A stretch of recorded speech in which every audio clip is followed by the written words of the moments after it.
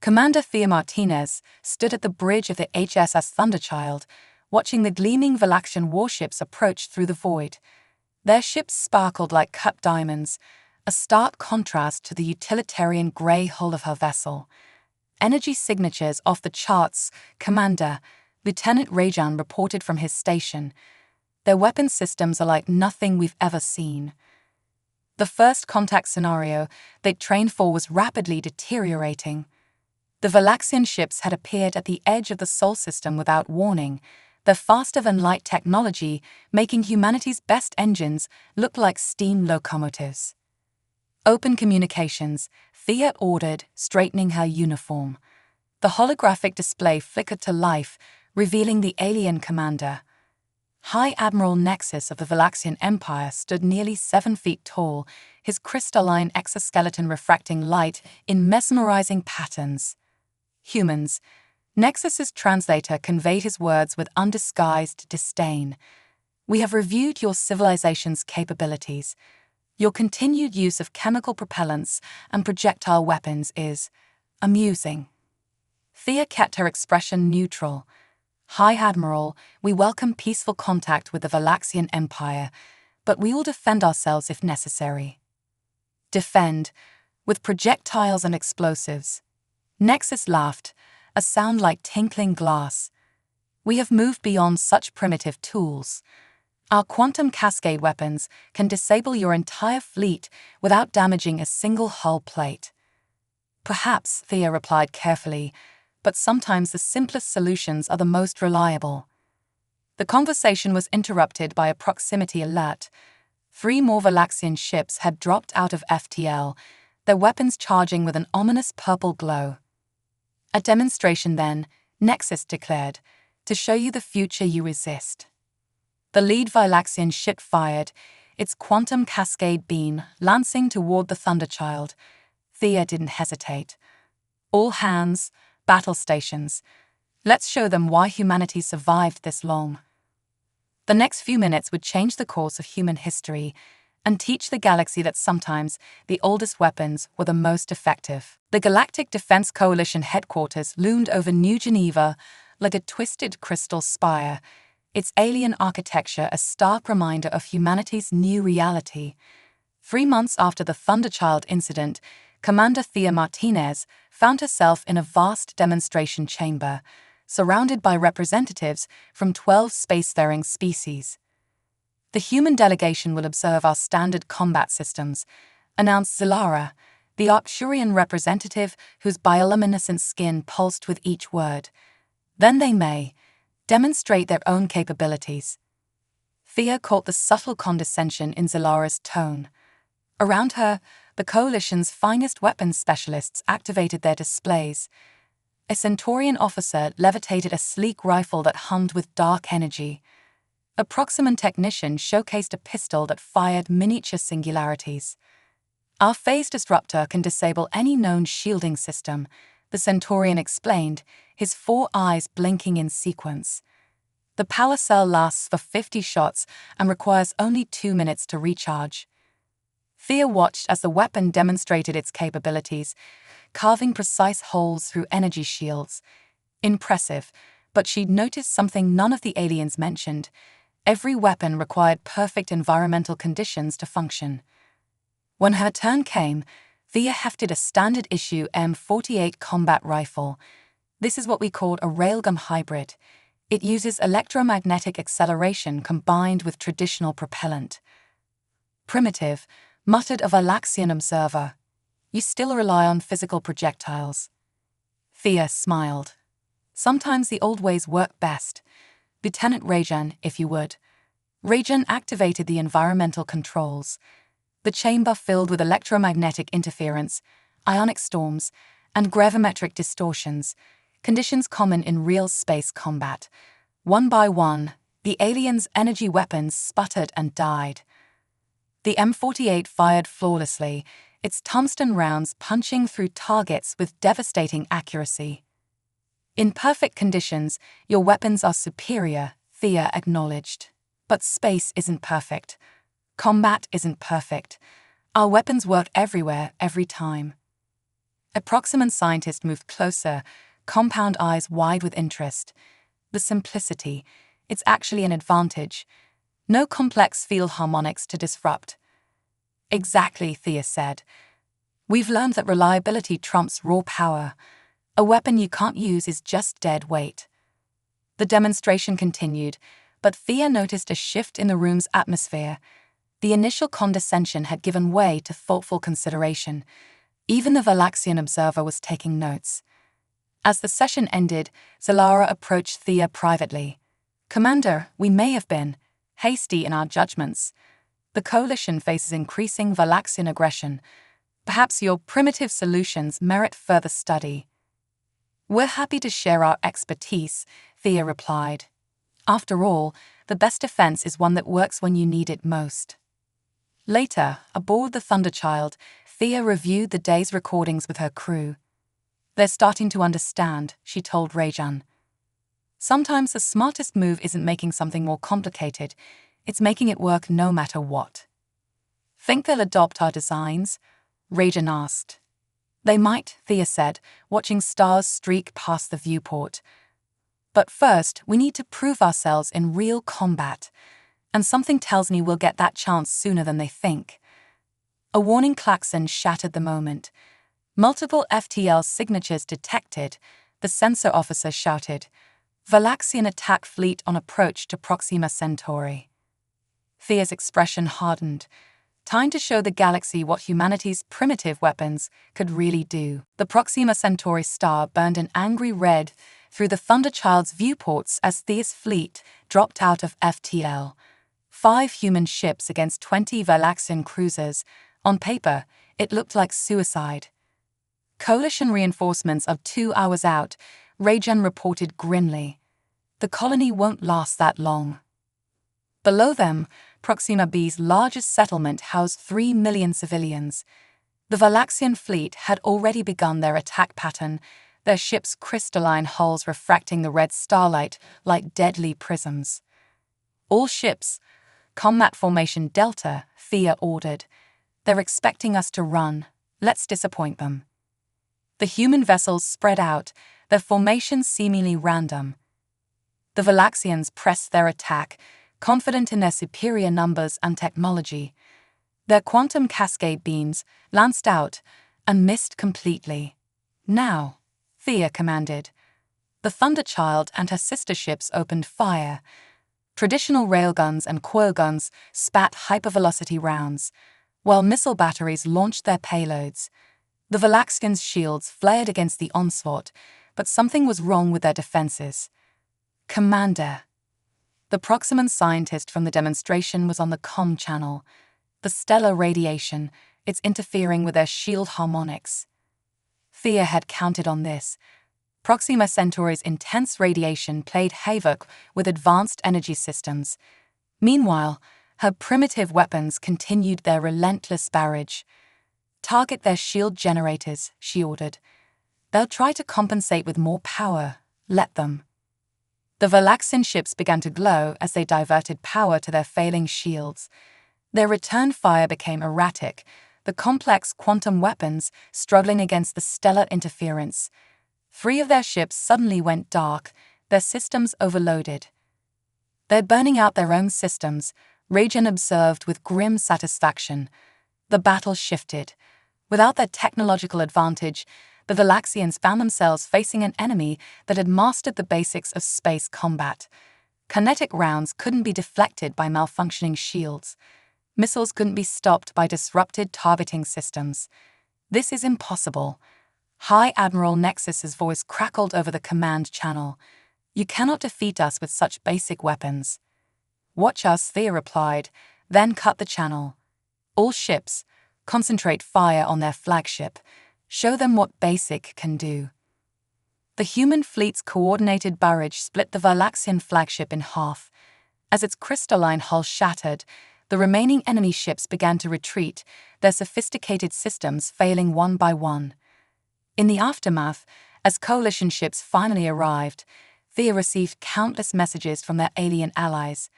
The Battle of Proxima had proved something vital. Sometimes the most advanced solution wasn't the best one. The Coalition Council is requesting immediate access to our weapon designs, Rajan said, reading from his terminal. Thea nodded, watching the cleanup operations begin. Tell them we'll do better than that. We'll teach them why these weapons work, and why sometimes the simplest answer is the right one. The lesson of Proxima would echo across the galaxy. Humanity had earned its place among the stars not through technological supremacy, but through practical innovation and reliability.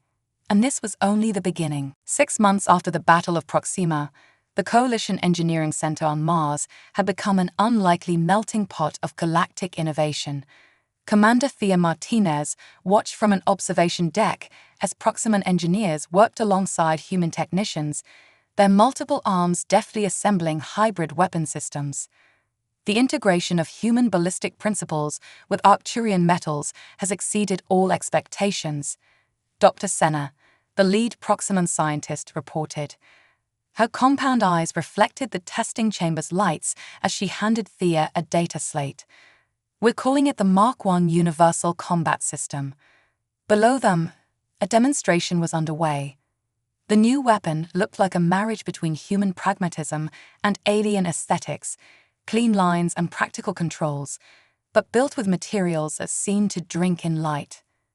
Show me, Thea said, leaning forward. A test operator stepped into the chamber.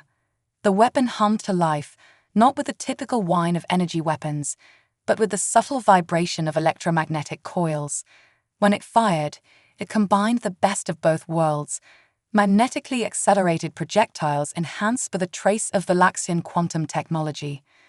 The quantum trace ensures penetration, Dr. Senna explained, while the physical projectile maintains reliability under any conditions.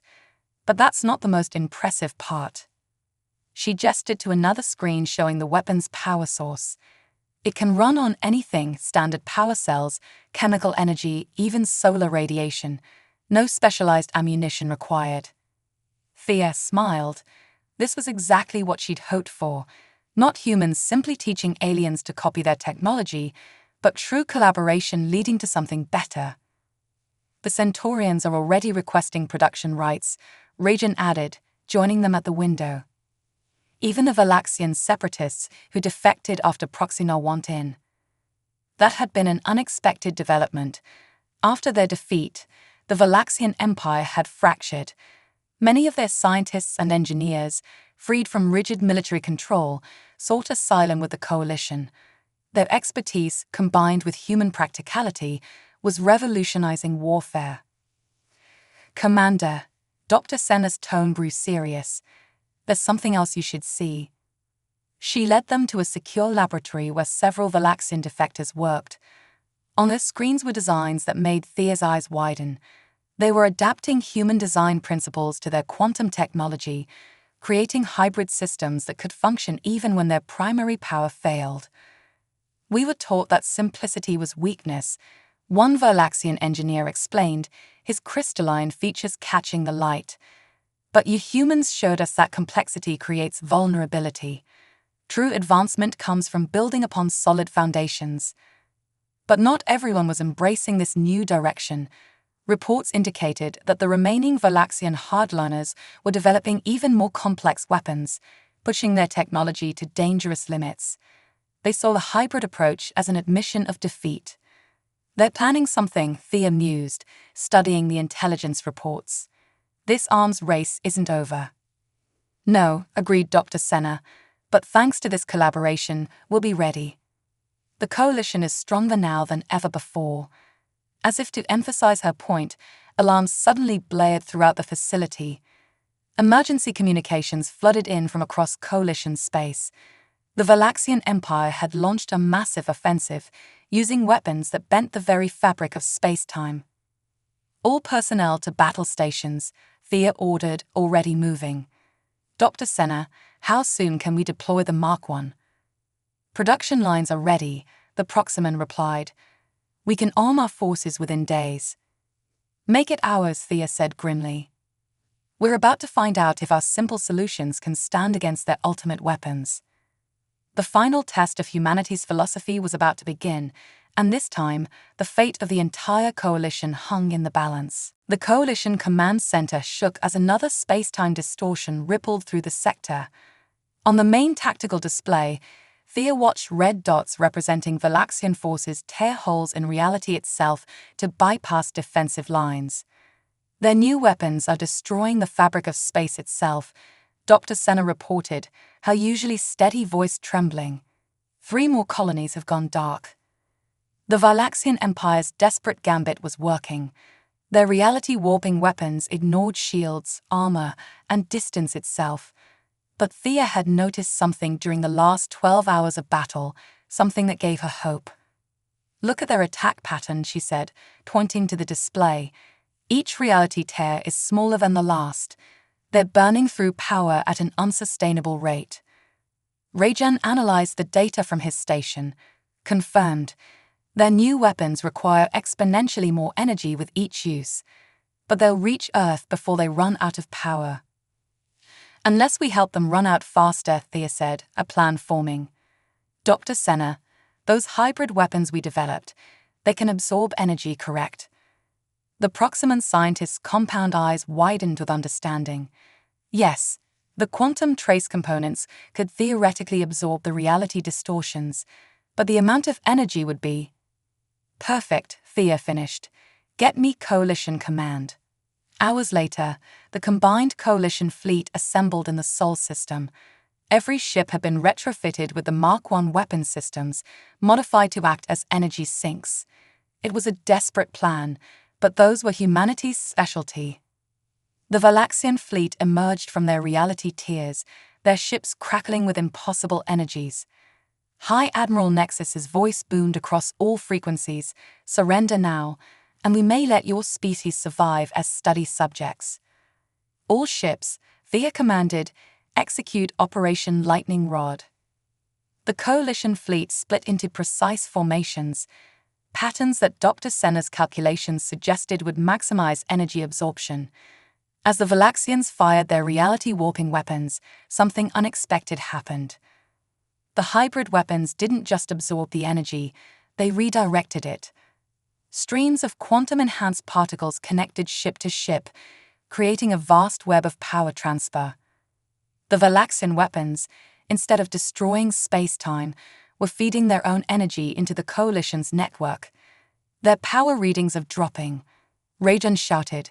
"Their weapons are burning out trying to maintain the reality tears." Thea watched as Valaxian ships began to go dark, their over-engineered systems consuming themselves in an attempt to maintain power output. The mighty empire that had sneered at primitive technology was being undone by its own complexity. "All ships, switch to conventional weapons," Thea ordered. "Show them what reliability looks like." The Coalition fleet opened fire with their hybrid railguns and coilguns. Simple projectiles, enhanced by absorbed quantum energy, tore through the powerless Valaxian ships. Their once mighty fleet, built on the assumption that more complex meant better, was being systematically dismantled by weapons that any first-year engineering student could understand. "This is impossible." Nexus raged across the command channel. "Our weapons are superior. Our technology is superior." "No," Thea replied calmly. "Your weapons are more powerful, but power isn't everything. Sometimes the best solution is the one that simply works." As the battle turned to a rout, Dr. Senna approached Thea on the bridge. "The Coalition Council is asking how we knew this would work." Thea smiled, watching the last Valaxian ships retreat through failing reality tiers. "We didn't, but we knew our weapons would keep working, no matter what. Sometimes that's enough." The battle was won, but the war wasn't over. As cleanup operations began, Thea knew that the real challenge lay ahead. Teaching a galaxy that had always reached for complexity that sometimes the path forward lay in stepping back. 1 year after the Battle of Sol, Commander Thea Martinez stood in the newly constructed Galactic Innovation Center, formerly the Valaxian Imperial Palace. Its crystalline spires had been simplified, reinforced with human-designed support structures, a perfect symbol of the new order. The last Valaxian holdouts surrendered this morning, Rajan reported, now wearing the insignia of Coalition intelligence. Their final superweapon, overloaded during testing, took out half their research facility. Any casualties?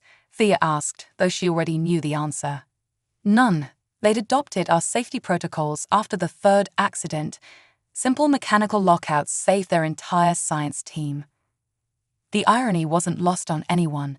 The empire that had once mocked human technology as primitive had been preserved by those very same primitive safety measures.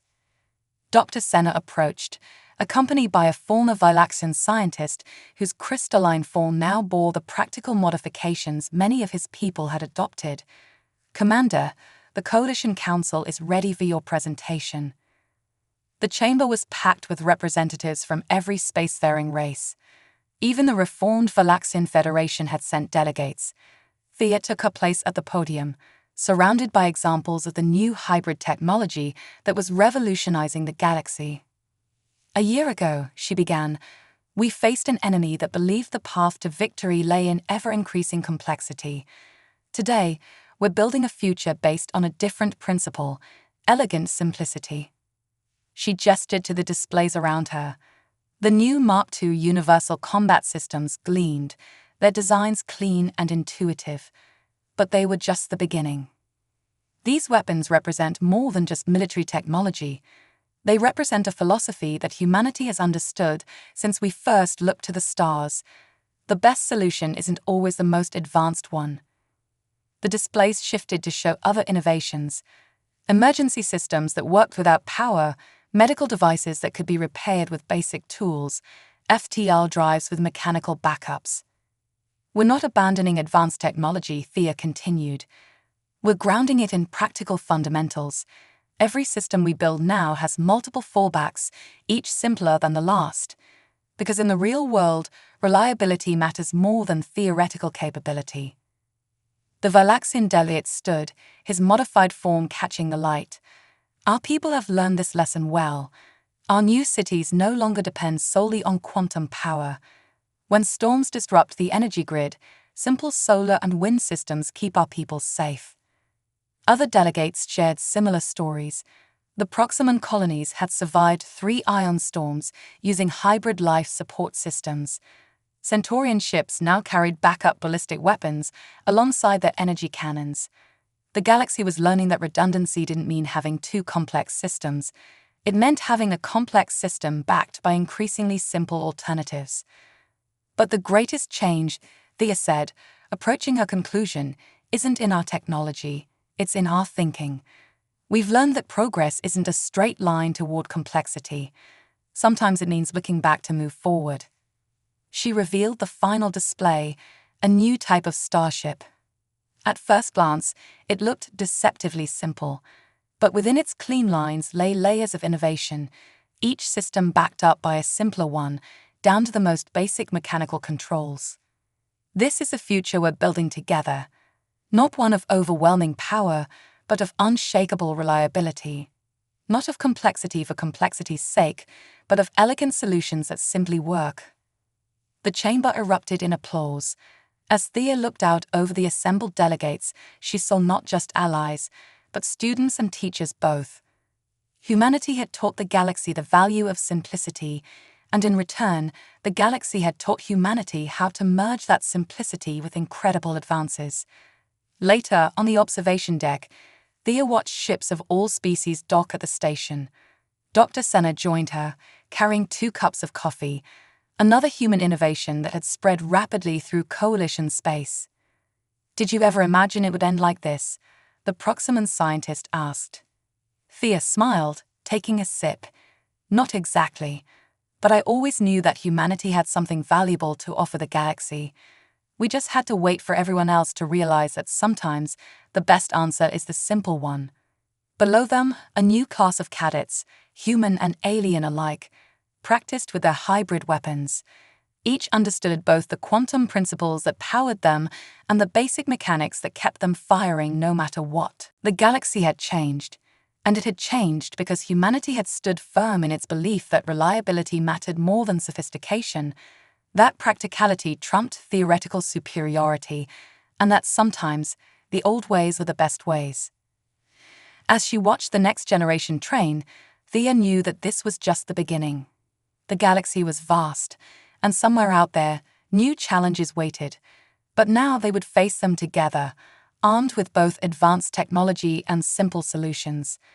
Because in the end, the most powerful weapon wasn't the most complex one. It was the one you could count on when everything else failed.